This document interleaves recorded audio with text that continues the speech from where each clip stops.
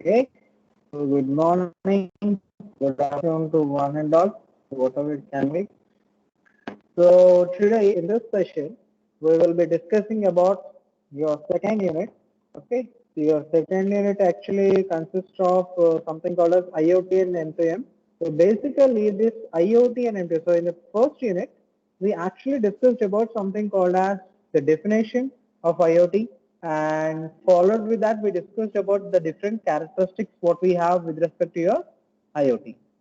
Apart from that, we also discussed about something called as the various layers that have been used in your IoT, as well as the communication models, what we can use it up in order to communicate between the layers, and what are the different protocols that can be used in order to communicate between these layers. That also we have gone through it.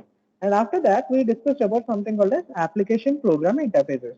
Now, these interfaces are why we require this application program interface is nothing but to get communicated from your application nothing but the software whatever we people are going to develop. So with the help of that particular application, we want to get connected to the devices which have been deployed in real time in the environment. So for that we have discussed it. And then we discussed in the second part of your first unit, we discussed about something called the different application domains, what we have where we can use this IoT concepts. Now here, actually, the most possible means many scenarios are there where this IoT is synonymally used with M2M. Means interchangeably these people, whoever have very good knowledge in IoT, they interchangeably they use the term called IoT and M2M as similar. They say that they both are similar. So sometimes these people usually start talking as M2M, sometimes as IoT, basically. But actually, they both actually come from a very different background. Okay, they don't come from a similar background. They do have a lot of different changes, different. There are a lot of differences are there, but still, when we talk generally about IoT, na, so we actually talk as IoT and M2M synonymally, one after another, interchangeably. We are using it up. So in this unit, we will be basically, or in this session, we'll be basically discussing about the main differences that exist between IoT and M2M, and also we are going to know about the what do you mean by M2M here. Okay, so based on this, we will be discussing what this particular session is all about. So M2M is nothing but actually machine to machine. Okay, so how the machine to machine communication takes place, that is what we are going to discuss in this particular thing. Okay, so first thing what it's saying is, and M2M is nothing but it is a networking of machines. If you ask me, what do you mean by mission to mission is nothing but it is a networking of missions. Okay, now these missions can be devices. So missions are nothing but these are hardware, okay, devices which mostly automated systems, like manufacturing your Coca-Cola bottles and Coca-Cola filling. Who is doing? Human beings are not doing it. That is done by the machines. Okay, so the machines are actually doing all these particular scenarios. So how they are doing? Though that is what we call automated in nature. Okay, that we discussed in our industry related part. So here mission to mission is nothing but it is networking of missions. So there will be multiple missions here. These machines will communicate with each other, and this communication is for certain purpose. What is the purpose? That is, the purpose is for remote monitoring, or that may be for controlling or data exchange. Remote monitoring means that some systems might be want to monitor the other systems, how they are functioning, if there is any problem is there or not in that particular. If there is any problem, immediately what action need to be taken care. And whereas coming to control and data exchange is nothing but based upon that scenario by the data received by monitoring, what steps we need to take. Like as I told you, within your system, in your room, okay, I'm just giving a normal example. Within the room, you are having a AC, right? So you're setting a temperature like 23 degrees. Now what happens here after you set the timer of 23, that means you're setting the threshold of 23 degrees. After that, you are not bothered whether it is working or not. Why? Automatically the system is doing the task. What is that? If the temperature is below 23 degrees, automatically it will switch on the AC. But if the temperature is above 23 degrees, it will automatically switch on that particular AC module. Okay, so that is what comes under monitoring. So there is a device inside that particular AC which is monitoring, and based on that it is controlling that particular machine. Okay, and even it is trying to tell. So data exchange is not done in your ACs, but these are done when we are deploying the sensors in our real-time world, like something like temperature and humidity sensors. Like the best example what I can give here is your blast furnace. Okay, in your steel plant. So what happens, there will be near to the blast furnace, there is a lot of heat generated. As I told in the previous session that humans cannot go near to that particular blast furnace. So how to use a cooling mechanism? So if the temperature, so there will be a threshold there. If the temperature exceeds about 1000 degrees, they will switch on the coolers. And after that, whenever that is what comes under controlling. And after that, whenever the temperature is below 1000 degrees, it automatically switches off that particular air conditioners, whatever are there. Okay, just imagine it. Now here, data exchange where we are working in, when that particular blast furnace is exceeding 1000 degrees, maybe today is a very hot climate, and due to that, that also affects. So based on that, these readings will be taken and they will be exchanged with the system. That will be stored, dumped in the system. And based on that particular data, we will be performing analysis using some kind of algorithms. What analysis is? Okay, so and so date, when there is a high temperature, when there is a high climatic humidity, then the blast furnace temperature rises. So at that time, what we need to do is, we need to reduce the temperature of that particular blast furnace. In that way, they actually comes for predictions. And based on that prediction, they actually work. Okay, so basically, this is the way it actually works. So here machine to machine is nothing but basically a networking of machine where every device will have some kind of component, hardware component, and this component will perform monitoring, controlling, and data exchange. All these things will be done by that particular device. Now this is the general architecture of your machine to machine system. This is the way it actually gets displayed. Now if you look at here, it actually consists of three core parts. This machine-to-machine architecture mainly consists of three core parts. First one is this machine-to-machine area network. This entire thing is what he's calling it as area network, this part. You people might be seeing this dotted line. This is what we call machine-to-machine area network. So where all the machines are actually working. Next we have something, the second part here. This is what we call communication network. Okay. So this is what I'm calling it as communication. Generally it is called M2M core network. The other name what we can give is communication network. And apart from that, we have one more thing in this. We call it as domain application. I think you people know about that. Okay, so this is what that means. This is a place where you people will be storing all the information related to these machines, whatever they are communicating, what actions they are taking, all that information will be stored here. And based on that only the analysis process is all carried out. Okay. Now, if you talk about here, first we discuss something about called as M2M area network. So what do you mean by this particular area network is nothing but it actually consists of set of machines, automated machines. Okay, let us suppose it consists of set of machines. Now these machines, okay, or we can we can also call it as devices. That depends upon you how you're calling it as. I will refer it as machines. Okay. Now these machines, whatever we are having here, we can also call them as nodes, M2M nodes. Sometimes I might be calling it as node, sometimes I might be calling it as machine. Both refers to the same meaning. So here these machines are what we generally call it as nodes. Now every node will have some devices, some hardware devices attached to these particular nodes. And that devices are used for different purposes. That is what we have called as sensing, we have something called acquisition, okay, and then we have something called communication. So these three things are processed by that particular hardware devices that have been attached to this particular nodes. So what are those? Sensing, acquisition, and then transmission, communication. So when we come to communication here, definitely we require some communication protocols, isn't it? So we have several different type of protocols, and these protocols mainly focuses on the physical layer. Whatever the protocols we have in physical layer, we discussed in the first unit, those all protocols are used in order to communicate between these machines or the nodes. So what are the different protocols we have actually discussed? I don't know how many years you remember that. We discussed about something called as Ethernet. Right. So basically the Ethernet we are not going to use here. We will not be using Ethernet. What we are going to use here is the most famous, what we mostly use is Zigbee. I don't know how many of you know that. Zigbee.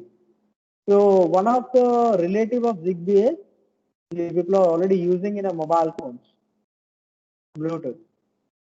Now apart from that, we also discussed other protocols in physical layer, something called 6 LOW PAN. So what is the full form? I6 refers IPv6. LO means low power. What do you remember? W, wireless. Wireless personal area network. So this is the one mostly we use already. I have explained it where we are exactly going to use that. So if you don't remember right now, you can go to the previous videos which I have uploaded and you can just go through it. So here the low 6 low pan we use, and the most familiar what we have here is IEEE 802.15.4.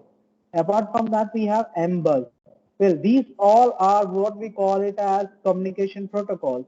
Using these protocols, these particular nodes within a M2M area network, this network, they communicate with each other. So using this. Now, mostly these communication protocols, what we are discussing here, are mostly non-IP based.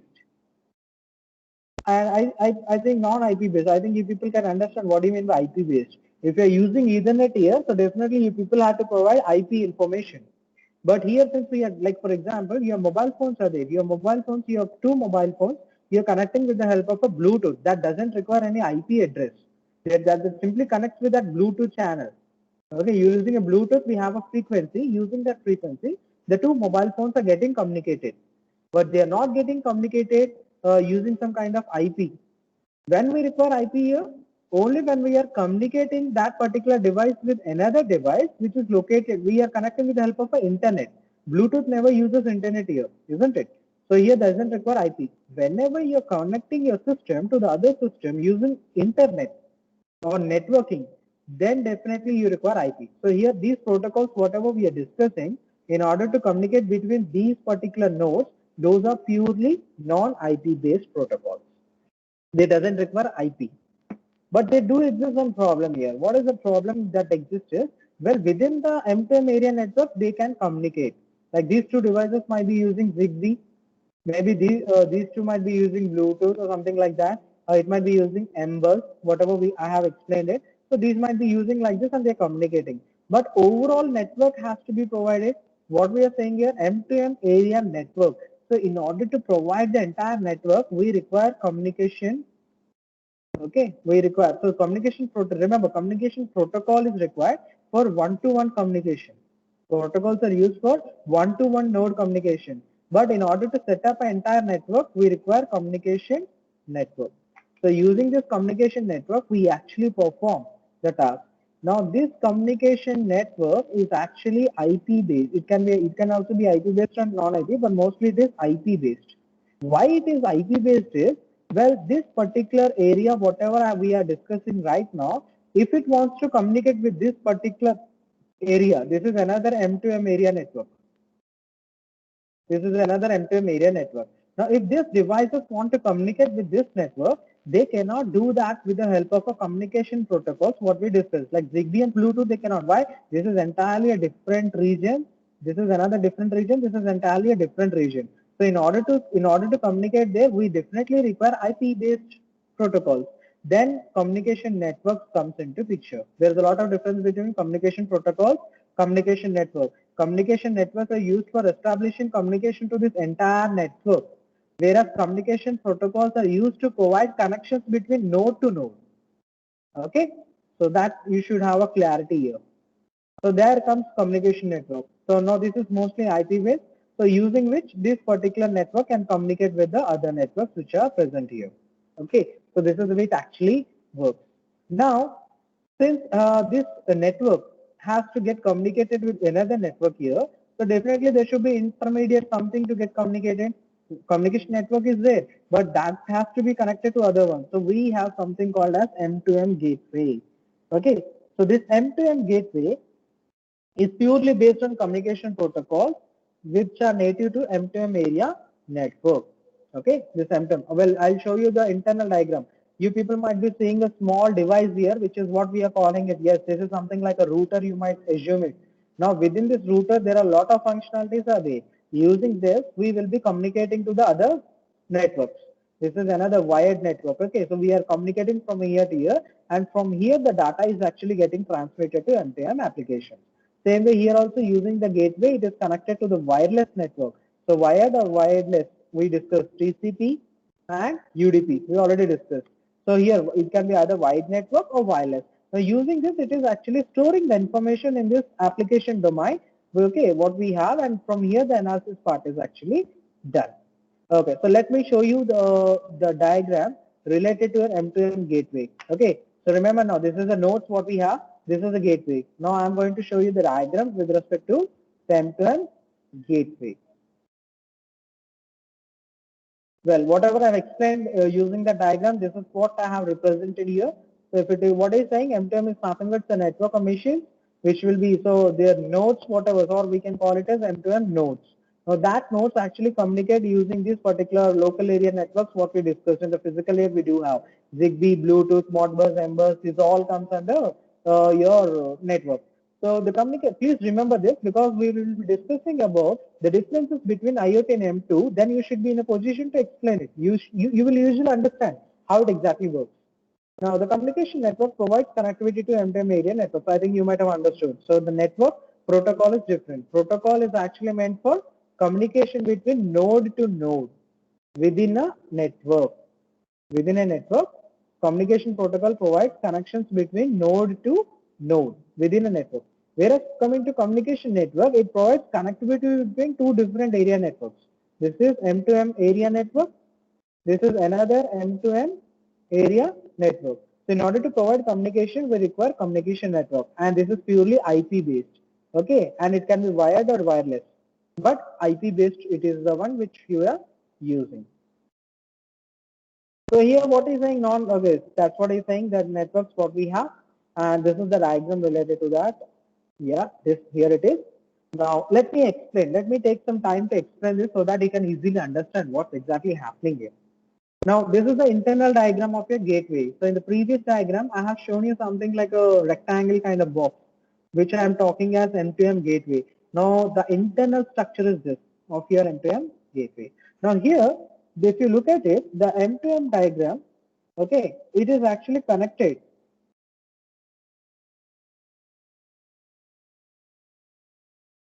Yeah, so here, this M2M nodes, these M2M nodes are nothing but these are the machines, what we have discussed. Now these M2M machines are connected to the M2M gateway using the native protocols what we have. So what are the native protocols we have here? This one. That is what I mean. So in order to communicate these M2M nodes within an area network to this particular gateway, we are going to use native protocols. And that native protocols are nothing but Bluetooth, ZigBee, 802.15.4, 6LoWPAN, already we discussed it. So all these, using this, we can communicate, this particular node can communicate with this M2M gateway. Now apart from that, M2M gateway also consists of two different things. One is called protocol translation, another is what we have proxy. Now, what is the main purpose of this protocol translation is nothing but it actually provides a gateway. Okay, this protocol translation, what it does it enables IP connectivity. It enables IP connectivity. Please remember, I'm going a little slow because you people have to understand this. So it enables IP connectivity from machine to machine area network. From this particular area network to go here. So whatever the, so here we are transmitting using computer network. So we have IP here. So IP based communication can be done using this protocol translation. Without this, we cannot do that. I hope you can understand. Once again, I'll explain it. M2M nodes, whatever are they, that actually communicate with the M2M gateway using the native protocols. So what are the native protocols we have here? These are the native protocols what we have. Using this, it communicates with the M2M gateway. Now, coming to the protocol translation, what it does after establishing a connection, this network will have some IP, isn't it? Now that IP it will take, this protocol translation will take and try to enable it. Enable in the sense nothing but earlier it is in disabled state, enable so that there can be a connection between this particular routing as well as this particular node. So in order to provide a what we call connection between the communication network and this particular M2M node, this protocol translation converts the IP into the respective, means it enables that particular internet protocol IP address whatever it has. Now after that what happens? The proxy plays the important role. What the proxy is going to do here? Now here the proxy will be what is the main purpose of this particular proxy here is nothing but translation from the native protocol to IP. Means from native protocol, what is the native protocol? What we have, these are the protocols. From this protocol, it will be converting into IP based protocols, whatever we have. Maybe TCP we are using, UDP. So based using these particular channels, it will try to route to the communication database or the communication network where we want to transmit the signals. So that is the main purpose. So what is the main purpose of protocol translation is nothing but whatever the native protocols are coming, it will simply enable the IP connectivity. Whereas coming to proxy, what it is going to do, it will actually enable the IP, means already enabled, and now it will provide a communication to this particular thing using some kind of IP routing. Okay, translation from native protocol to IP. That is what it is actually doing here. So this is the main purpose of this particular M2M gateway. Now, after that, we have one more point. Last one, what we discussed is applications. Well, let me go to the previous slide so that I can show you.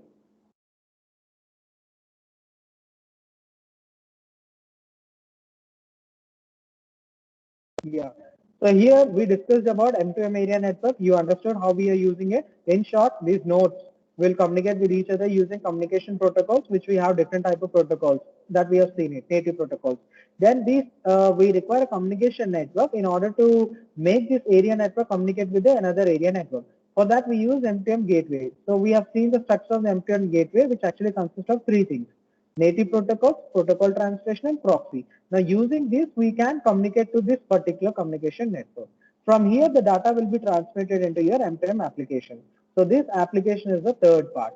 Now in this application, what is saying, there are many different type of application domains that are there for this particular machine to machine.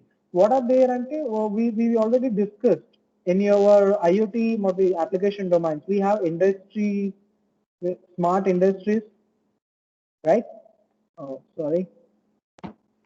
So we have something called industries. Then we also discussed about something called as home automation.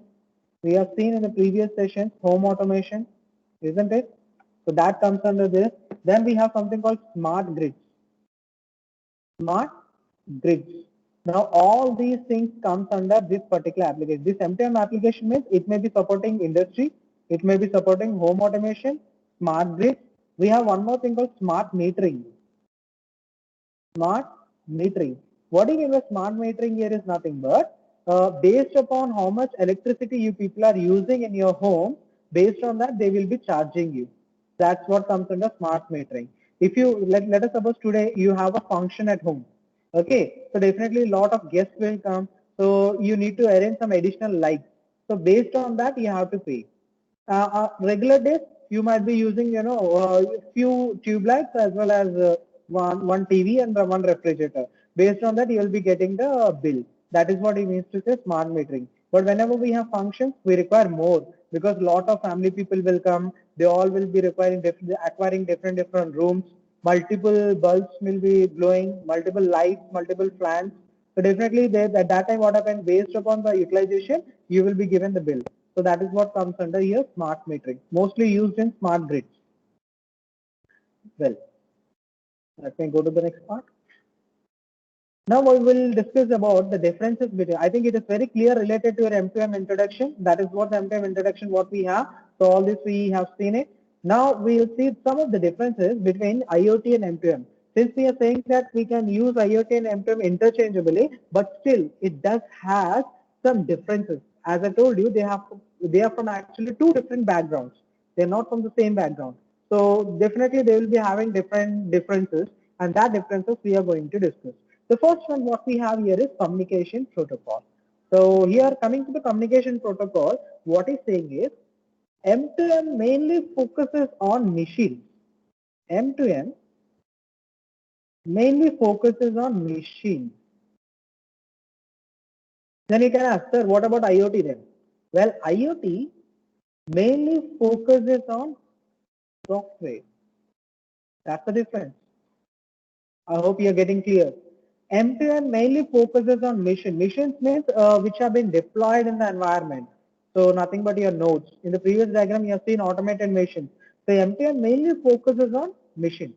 But if you talk about IoT, the things, whatever we are saying, here the main purpose is not the machine in IoT. The main purpose is providing a software which can provide interaction with this particular machine. That's the difference. Okay, IoT mainly focuses on software, where M2M mainly focuses on machine. And moreover, if you talk about your M2M, it uses proprietary or non-IP based communication protocol. I think you people can understand why I said machine. So we had a M2M area network, right? M2M area network. So within that we had some machines, we call it node. Within that, these machines are communicating using something called communication protocols. And that protocols are non-IP based, I told you. So this is what it actually M2M focuses on. Okay, but whereas coming to IoT, it doesn't focus on this part. It focuses on how one area network, M2M area network, communicates with another. Now this part, whatever the communication takes place, here IoT plays an important role. That is the difference between IoT and M2M. The M2M main purpose is whatever the machines are present in the area network, M2M area network, to provide the communication between those machines we are using. But IoT means from one area network to another area network to provide the communication, we use IoT. I hope it's very clear with this. So next what we have is machines and M2M. So since we are saying that M2M supports machines and IoT supports things. So here things in the sense refers to your objects, physical objects. What do you mean by physical object? Nothing but your temperature sensor, okay, and humidity sensors, all those comes under here something called as physical object. Now each sensor will have one identity and it is used for different purposes. What are the purposes here we have? We use it for sensing, communication, okay, all this we use it. But if you talk about M2M here, it is actually homogeneous in nature. So here IoT, the thing in IoT is heterogeneous. Okay, which requires IP based communication. But if you talk about M2M, these are homogeneous. What do you mean by homogeneous is nothing but they require a common protocols to communicate between the devices, which doesn't require IP, like something like Bluetooth or Zigbee. Using Bluetooth and Zigbee, you can communicate between one device and another device. So for that, you people don't require any kind of IP based thing. So that is what is saying in this particular scenario. Okay, I hope it is very clear with this. Now the next part what we need to go through is hardware versus software. Now since we know that M2M actually uses hardware, mainly supports hardware. So hardware is nothing but embedded modules, whatever we have, that is what supported by this M2M. But if you talk about IoT, it is used for supporting the software, which is used for different purposes like data collection, analysis of the data, and interfacing with clouds. So whatever the data we have gathered, we need to perform analysis. So for that, IoT usually supports, not machine to machine, because machine to machine is only, the name itself is specified. It's a communication between different machines, two different machines communicating with each other. Then you can easily understand that within the machine, you cannot store the data. You cannot analyze the data because these machines are very tiny. They have very small memory, it's hardly in KBs. So they cannot store huge amount of 1 GB of data, right? So definitely that should be done in cloud. So in order to access cloud, store the data in cloud, analyze within the cloud, and perform and predict the values, definitely we require IoT. So that's why IoT mostly supports software, not this. And that is what he's saying in this particular scenario too. And then we have something called data collection and analysis. Now if you talk about M2M in this case, okay, so here it has application domains. Okay, let me explain it. So we discussed that M2M has application domain. We have seen in the last part. In the diagram, the last part what we have shown here, that is what comes in the application domain. And in that we have seen something called smart metering, isn't it? We have seen smart metering, and then we have seen industry, smart grids. Then we have seen something called smart grids. So all those things comes under this. But if you talk about IoT, well, IoT means it are referred to cloud. So cloud provides three different type of platforms. Something called as public cloud. I think most of you might have known it. Then it provides private, which is with respect to one particular company. And then we have hybrid. Hybrid means it's a combination of two. Sorry. So hybrid is actually a combination of two different types. That is nothing but public and private. So it supports both public as well as private. So in IoT, if you talk about here, it actually supports cloud related platforms which are public, private and hybrid. But if you talk about data, so here the data will be stored in these clouds. It may be public cloud, private cloud or hybrid. But if you talk about what we call M2M, the data will be stored in these applications. So M2M specific application, something like smart metering, industry, smart grid. Here we are going to store the data. And based on that, analysis is also done in the same way. This is something like centralized, but this is not centralized. Cloud is not centralized, it is decentralized. So here the data can be accessed from any location. Just you need to have a small electronic device which has an internet connection. You can access anywhere the cloud. But this one requires specific thing. This is at one particular location. So whatever the analysis we are going to do, we can do within the system, within that particular application domain. If this whole entire system crashes, you may be there is a possibility that you may lose what we call your data might be lost.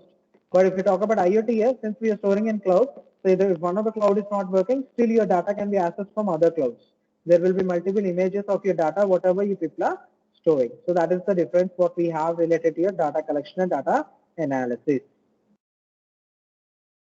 Then comes applications. Well, obviously, coming to M2M, if you talk about, it provides a point solution. That is nothing but what we discussed just now, that M2M application domain, what has been provided, using that, it is actually going to perform. So everything will be taken care by that. But whereas coming to IoT, definitely since the data is stored in the cloud, we are storing the information in the cloud, we require applications which are cloud based. Hence within your software, like for example, you are using WhatsApp, it is cloud based. Why? You people are storing the information and you might be having backup either in your Gmail or somewhere. So that Gmail is acting as a cloud here. So whenever you log in from any device, suppose your smartphone is not working, you have taken another smartphone. So you don't have to carry this your what we call your entire phone calls or phone data to that particular what we call new mobile smartphone. Simply have to log in with the Gmail ID. Once you're logging with the Gmail ID, whatever the data you have synchronized with your Gmail, every contact, every details, every application will come up. Okay, so that is the way it actually works. So that comes under this. So these are some of the differences what we have with respect to your IoT and M2M. These are very, very easy. Now here, this is the focus what I wanted to show you up. Now here, the main focus what he's saying is communication in IoT and versus M2M is that IoT will be focusing mostly on the upper layer. Above the network layer, whatever the applications we have, it will be focusing on. So what are the protocols we have in upper layer, above the network layer? HTTP, COAP, WebSocket. Now IoT mainly focuses on these protocols, TCP and UDP. But if you talk about machine to machine, it mainly focuses on not network layer, below the network layer what we are having. That's something called as these things. So that's why you can understand now the first diagram which I shown, I show that two different nodes communicate with each other using communication protocols such as 802.16. I told about 802.15.4 Wi-Fi, and then we discussed about Zigbee, Bluetooth. All this comes under link layer. So it actually mainly focuses on this link layer, what M2M, because it is point to point. But whereas coming to IoT, its main focus is on the protocols which are above the network layer. So that is TCP, UDP, and this particular layer. Now, why these two diagrams have been shown is nothing but these are the two different devices that are communicating with each other. So whenever your two different devices try to communicate with each other, so IoT will be taking care of the upper two layers and the machine to machine will take care of the below two layers in order to communicate. From here to here the communication takes place, or from here to here the communication takes place. This is the way it actually works. Fine. I hope this is very clear with this. And the next topic what we have here is software defined networking. Okay, but generally before discussing about software defined networking means we are saying that there is a network of machines and this network of machines are actually communicating using protocol. What do you mean by protocol? Nothing but one kind of algorithm. So what do you mean by algorithm? If you're writing in a format of a program, that is a software. So here we are explaining about software defined networking. So whatever, for example, if people are trying to send a mail to your friend using Gmail, so what you are doing here, you are using some kind of software there which will try to establish a communication within the network. You are giving some xyz@gmail.com. So how that is transmitted with the help of the network to that XYZ person. So how it is transmitted means based upon the software defined networking. But well, that example doesn't work here because we are focusing on IoT. We are not focusing on Gmail. Okay, Gmail requires higher, but here IoT means there are small devices. They have small information, small applications. So they are not going to work on that. So definitely we are focusing on these things. So we need to define a separate kind of software defined networking. Okay. So in this, what he's saying is, before discussing about software-defined networking, I just want to flash some light on CNA. Okay, what do you mean by CNA here is nothing but it is conventional network architecture. CNA is nothing but conventional. It's conventional network architecture. Earlier, before software-defined networking come into existence, we used to have conventional, like traditional, we call it like traditional systems. In the same way, we used to have conventional network architecture. Now, these, what do you mean by these architecture means? These are specialized hardware. Okay, these have been actually constructed using specialized hardware. What kind of hardware? You think you might understand easily that is routers and switches. Like in our labs, we do have switches at the corner from where you can see different LAN connections, isn't it? And definitely you people have idea about routers. So combining these two, we used to have something called CNA. But what happened, what the problem with this is, here the network devices, whatever we are doing, they become complex in nature. You might have seen the switches in our labs at the end. There are a lot of wires. If I ask you which wire belongs to which particular class or which particular lab or which particular this, we cannot say that. Why? It's very complex. Person whoever initializing it, he may have the idea. Whatever the others, they will not have. Why? Why that complexity is increasing here is because we are using different protocols. We are not using a single protocol like an application layer. What are the different protocols we have seen? We have seen HTTP, we have seen MQTT, we have seen COAP, isn't it? We discussed in the first unit. We discussed about HTTP used for browsers. Then we discussed about CAP, Constrained Application Protocol. Then MQTT, message transmission. So we have something called broker. We have something called broker there, topic. We discussed it in the communication models. Okay, so here these are the different protocols. As the protocols keep on increasing, the network devices, the hardware devices in which we are deploying this particular software will definitely become complex. Now, due to this complexity, what happened is this CNA was not able to perform operations perfectly. And one more point, the main important point here is the control plane and the data plane are coupled, means they are combined. Means controlling is done with the help of the same device and the data is also controlled by the same device. This is something like the one person is given multiple things to do at a time. Well, it is highly impossible for one person, isn't it? So that is the main drawback of this CNA. Okay, so what do you mean by data plane is nothing but transmission of your data, the packets whichever need to be transmitted over the network. That is what we call payload. For that we call it as data plane. What do you mean by control plane? I think you can understand. We need to signal or we need to send the packets. So we need to first determine the route through which we want to transmit. That comes under control panel. Now this is the architecture for your CNA. If you can look at here, this is one of the complex architecture what we have. Sorry, I didn't get the colored picture for this. So I just represented using a black and white combination. If you look at here, on the top we have network application. Now these are the software applications, network based, like your HTTP, COAP, all this comes under this network application. Next we have network operating system, which is used for communicating between different devices. These are the different devices what we have. Then we have specialized packet forwarding hardware. That is nothing but CNA related information what we are saying, which will be routing your packets and all. Now here the data and the control planes will be coupled here. That's why you can see there is no variation between data.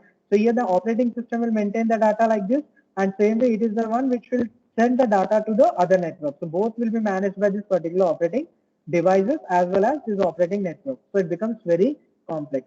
To overcome that, we will be coming across to SNA. Okay, so well, these are the limitations already I have explained you when I was talking about. So this is what you are saying here. So more protocols, as more and more complex protocols are coming up, we require complex devices. So complex devices, if you are coming up, definitely the speed. Why we are actually developing these protocols means these particular protocols, why we are developing is nothing but to improve the speed of transmission. Okay, as soon as you are clicking enter here, the mail should reach your friend immediately within seconds. how to improve that speed is nothing but we are developing different protocols. Next, what he's saying is overhead. So we will be coming across different overheads here. What is the overhead we will be having? Actually, the network manager will have the overhead. We will not have. We will simply type the Gmail and we'll send it up. But what the problem is there is the network managers who are managing that particular network. Okay, since there are multiple networks or devices are there and they are provided by different vendors. Vendors ante like what I can say is many of you might be using something called as Reliance Jio, isn't it? Some people might be using Tata Indicom network. Some people might be using Idea, isn't it? These are what we call it as vendors. These people are vendors. Some people might be using Vodafone. So Vodafone is a vendor who is product. So now these Vodafone company will be using its own protocols. They will develop its own protocols. Using that, they will send the messages, whatever you people are sending. If you are connected with the Reliance Jio, then Jio will have his own protocol. Using that, he will be transmitting your data, maybe within a WhatsApp, maybe a personal message or normal message, whatever you're transmitting, or Gmail. That depends. Okay. So these people, what do you, so we have multiple companies here. So multiple protocols, they are designed for their own purposes. And since these many devices need to be controlled by the network manager, it's highly complicated. That's the reason this CNA was not able to work properly. Scalability is nothing but it is not scalable in nature. Means multiple devices cannot communicate. Other problems with it. Virtual multiple machines we were not able to connect. So that's the reason this problem actually existed. So these are some of the limitations related to your conventional network area. We'll stop here for this today's session, and tomorrow we'll try to complete your SCA, and we have one more. So with this, the first part of your second unit will be completed. Okay. So today, I'll just let me stop this.